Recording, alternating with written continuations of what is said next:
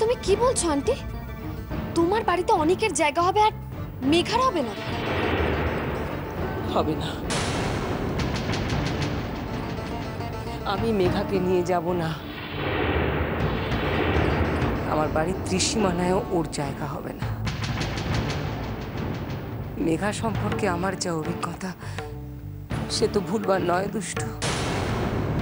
মানুষ দুভাবে শেখে দুষ্টু, কেউ দেখে শেখে, কেউ ঠকে শেখে। আমি ঠকে শিখেছি দুষ্টু, জীবনে আমি ঠকে গেছি, তার মূল্য আমাকে দিতে হয়েছে দুষ্টু। আর নয় দুষ্টু, আর নয়, অনেক হয়ে গেছে। আর নয় বললে কি করে চলবে দময়ন্তী দেবী? ছেলেকে নেবার জন্য তো তুমি অলরেডি মেঘার ফাঁদে পা দিয়ে ফেলেছো। এখন তো মেঘাকে তোমার বাড়িতে স্থান দেব না বললে চলবে না।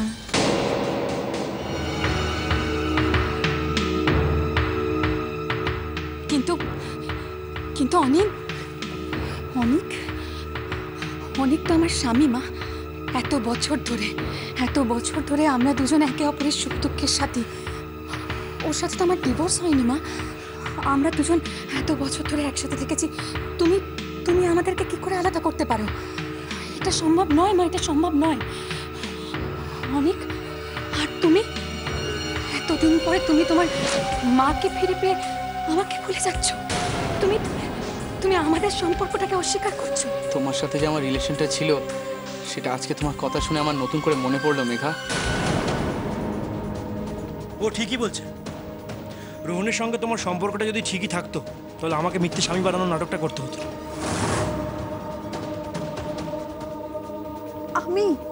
আমি তোমার স্ত্রী অনেক। মনে পড়ে মেঘা তোমার সেই নাটকীয় মুহূর্তগুলোর কথা? হ্যাঁ মনে আছে আমার সবকিছু। আমি কিচ্ছু ভুলে যাইনি। কিন্তু আমি যা কিছু করেছি কেন করেছি সেই সব কথা আপনারা ভুলে যাচ্ছেন। আমি যা কিছু করেছি অনেকের চোখের অপারেশনের টাকা দেওয়ার জন্য, টাকা জোগাড় করার জন্য। কিন্তু চোখের অপারেশনের দরকারটা পড়লো কেন মেঘা? হ্যাঁ, শুধু তোমার জন্য, অনলি ফর ইউ। তোমার লোকের ফাঁদে পা দিতে গিয়ে আমার এই অ্যাক্সিডেন্টটা হয়েছিল। বাহ, চমৎকার চমৎকার। তুমি স্বামী হওয়ার কোন কর্তব্যটা করেছো শুনি? এখন সব দোষ আমার, তাই না? হ্যাঁ, সব দোষ তোমারই। প্যাঁচে পড়ে তুমি টাকা জোগাড় করতে বেরিয়েছিলে। পেঁচে পড়ে মানে? হ্যাঁ, প্যাঁচে পড়ে। আমি চোখে দেখতে পাচ্ছিলাম কি পাচ্ছিলাম না সেটা তোমার কনসার্ন ছিল না। আমি যদি মনকে লুকিয়ে না রাখতাম না তাহলে তুমি একা আমার জন্য টাকা জোগাড় করতে বেরোতে না, তুমি মনের জন্যই বেরিয়েছিলে। এইসব কথা এখন থাক রোহন, যা হবার তা তো হয়েই গেছে। সব কিছু পেছনে ফেলে চল এখন আমার সঙ্গে, আমরা যাই। চল। ইস, চলো আমরা চলে যাই। ছেলেকে বগল দাবা করে নিয়ে গেলে যেন ওনাকে যেতে দেওয়া হবে। লড়ে যা মেঘা, লড়ে যা, তোকে ফেলে যেন এক পাও যেতে না পারে। হ্যাঁ মা, চল। অনেক অনেক অনেক, তুমি কি সত্যিই আমাকে ফেলে চলে যাচ্ছ? তুমি কি সত্যিই ভুলে গেছো যে আমরা স্বামী স্ত্রী? সেটা তো অনেকদিন আগেই ভুলে গেছি। আমরা তখন একসাথেও থাকি, মাঝে মধ্যে দেখা হয় মনের জন্য। তা আজ হঠাৎ এরকম প্রতিব্রত স্ত্রী হওয়ার চেষ্টা কেন করছো তুমি? আমি রাতারাতি বড়লোক হয়ে যাচ্ছি বলে? ঠিকই বলছো কিন্তু। আচ্ছা, আমি একটা কথা বলবো। তুমি আবার নতুন করে কি বলবে দুষ্টু? আমাদের মধ্যে সত্যি আর কোনো সম্পর্ক নেই। আমরা এখন দুজনে দুমেরুর বাসিন্দা। তা হলেও গাছটা না থাক, কিন্তু মাটির মধ্যে শিকড়টা তো আছে। দুষ্টু তুমি কি বলতে চাইছো? মেঘার সম্পর্কে তোমাদের সব অভিযোগ মেনে নিয়েই আমি কথাটা বলছি। আন্টি, মেঘা তোমাকে ঠকিয়েছিল সেটা ঠিক, কিন্তু তার পেছনে তো একটা কারণ ছিল। আর সেই কারণটা হলো টাকা। সেটা অনেকের অপারেশনের জন্যই হোক বা ওর লোভের জন্যই হোক, যাই হোক, টাকার জন্যই তো মেঘা তোমাকে ঠকিয়েছিল, এটা তো ঠিক। হ্যাঁ, আর সেই জন্যই তো বলছি আন্টি, তুমি যদি মেঘাকে তোমার পুত্রবধূ হিসেবে স্বীকার করে নাও তাহলে ওর টাকার অভাবটা তো মিটে যাবে। আর সেটা মিটে গেলেই ঠকিয়ে টাকা নেওয়ার তো কোনো প্রশ্নই উঠছে না আন্টি, তাই নয় কি? যাক বাবা, কপালটা আজ ভালো বলতে হবে, নইলে দুষ্টু আমার হয়ে ওকালতি করছে। আসলে ওকালতি করার কারণ একটাই, সবার সামনে মহৎ সাজতে হবে না ওকে। সাজো দুষ্টু, যত ইচ্ছে মহৎ সাজো। বল একবার আমার কোটে তো আসুক, তারপর খেলা কাকে বলে আমিও দেখিয়ে দেব। কি করি বলতো জুঁই এখন? দিদি ভাই, আমার মনে হয় দুষ্টুর কথাটা শোনাই ঠিক হবে। ঠিক কি ভুল আমি সেটা বলছি না, বলছিলাম যে মেঘাকে একটা লাস্ট চান্স যদি দাও, পায়ের তলায় শক্ত মাটিটা পেয়ে ও তো শুধরেও যেতে পারে না। মা মা মা মা তুমি এত নিষ্ঠুর হতে পারো না মা, তুমি এত নিষ্ঠুর হতে পারো না মা। তুমি আমাকে আশ্রয় না দিলে আমাকে কে আশ্রয় দেবে মা? কে আশ্রয় দেবে? কোথায় যাব আমি? কোথায় যাব তুমি বলো? তারপর আমার ওইটুকু ছেলেটার এত বড় অসুখ। মা মা তুমি আমার সাথে এটা করতে পারো না মা, তুমি আমার সাথে এটা করতে পারো না। আমি তো মনের কথা ভুলেই গেছিলাম। ও তোমার ছেলে মানে তো আমার রোহনের ছেলে। কি হয়েছে মনের? ওর হার্টে একটা প্রবলেম ধরা পড়েছে, তাই ও হসপিটালে আছে। হ্যাঁ মা, দুষ্টু মনের জন্য যা করছে তার কোনো তুলনা হয় না মা। দুষ্টু নিজের সব দায়িত্ব নিয়ে নিয়েছে মনের। দুষ্টু মনকে খুব ভালোবাসে, আর মনও দুষ্টুকে মাম্মা বলে ডাকে। আগে রোহনকে নিয়ে বাড়ি ফিরি, তারপর মনকে দেখতে হসপিটালে যাব। আন্টি, শুধু রোহনকে নিয়ে বাড়িতে যাবে? আর মেঘা?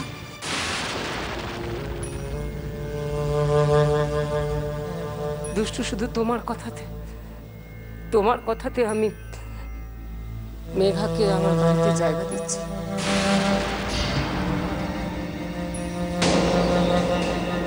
কিন্তু সেই জায়গা দেওয়া কোনো আশ্রিতকে আশ্রয় দেওয়ার মতো। করুণা করছি ওকে, পুত্রবধূর সম্মান আমি ওকে দিচ্ছি না। সেই সম্মান ওকে অর্জন করতে হবে। মেঘা সেটা পারবে আন্টি, নিশ্চয়। তাহলে আর কি, কোনো চিন্তা নেই। দুষ্টু যখন গ্রিন সিগন্যাল একবার দিয়েই দিয়েছে, আমার মনে হয় আমাদের নিশ্চিন্ত হওয়া যেতে পারে। চলো মেঘা, চলো, তুমি আমাদের সঙ্গে চলো। আর দুষ্টু, রাজা, তোমরাও চলো। মনে এখন আমরা যেতে পারবো না গো। এখন যদি বাড়িতে না ফিরি তাহলে মা খুব রাগারাগি করবে। তোমরা যাও, আমরা পরে ঠিক যাবো। ধন্যবাদ জানিয়ে তোমাকে ছোট করব না দুষ্টু, তবে একটা কথা বলছি, ঈশ্বর একটাই দুষ্টু সৃষ্টি করেছে, তোমার জায়গা কেউ নিতে পারবে না, কারণ তোমার মতো কেউ হতে পারবে না। চল রোহন, চল।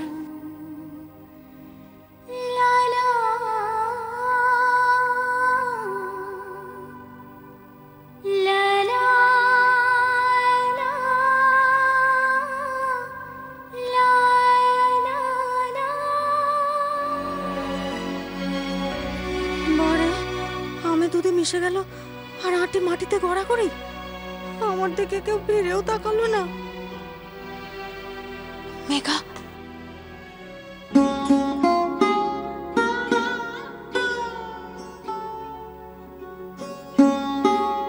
সাবধানে থাকিস মেঘা। আমি সাবধানে থাক, তুইও সাবধানে থাকিস, খুব ভালো থাকিস। তুইও ভালো থাকিস।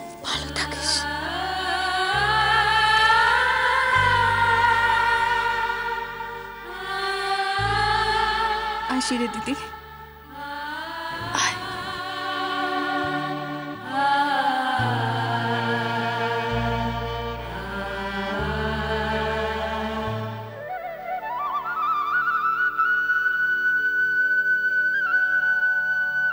দাদাবাবু, রোহন দাদাবাবু, তুমি তুমি তুমি আমায় চিনতে পারছো না? আমি তোমার রঘু দাগো।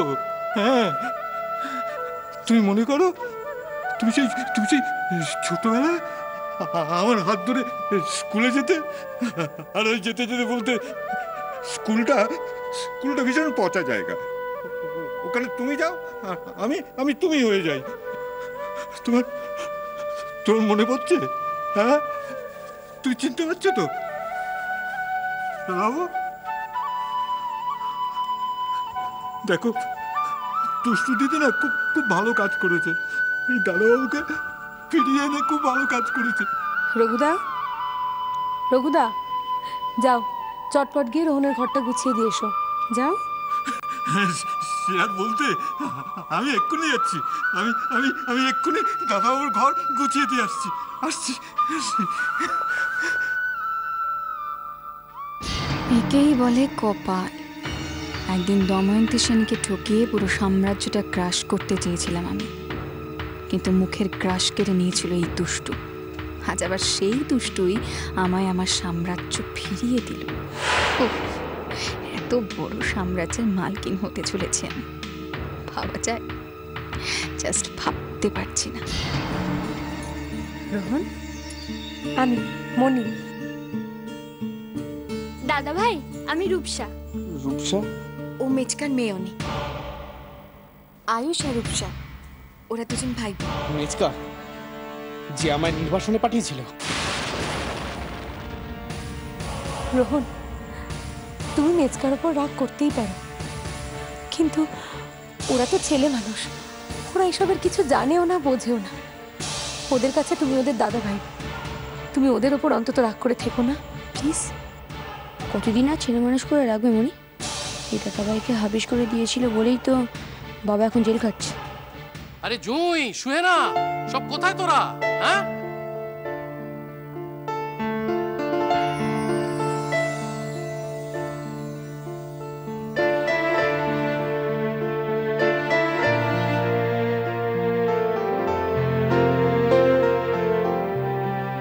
কি তুমি?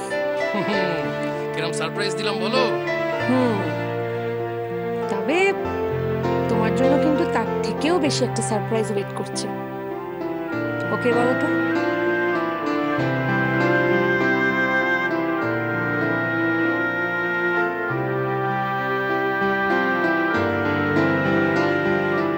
চেনা চেনা লাগছে বটে। হ্যাঁ, মনে পড়েছে মনে পড়েছে, ওর সঙ্গে আমার মাউন্ট আবুতে দেখা হয়েছে। মোটেও না, ও তো দাদা ভাই। দাদা ভাই মানে? ও আমাদের রোহন সোনির মা।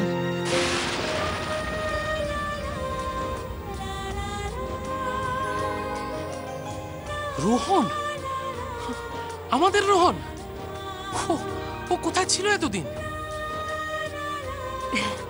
সে অনেক গল্প, অনেক কথা, ধীরে সুস্থে সব বলবো তোমার। তবে আপাতত তুমি জাস্ট এটুকু জেনে রাখো, ওই আমাদের রোহন, যার জন্য এত দিন এত বছর ধরে আমরা পথ চেয়ে অপেক্ষা করছিলাম। ওই আমাদের রোহন। কি বলছো জুঁই? আমি তো না জানি একটা অদ্ভুত আনন্দের দিনে এসে পৌঁছেছি। রোহন, রোহন, তোর মনে পড়ে ছোটকাকে? মনে পড়ে? মনে পড়ে ছোটবেলায় আমায় দেখলি তুই কি বলতিস? কি বলতাম?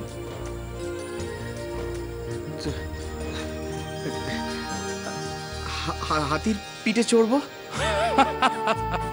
হ্যাঁ, আমি তাই বলতাম না, হাতির পিঠে চড়বো।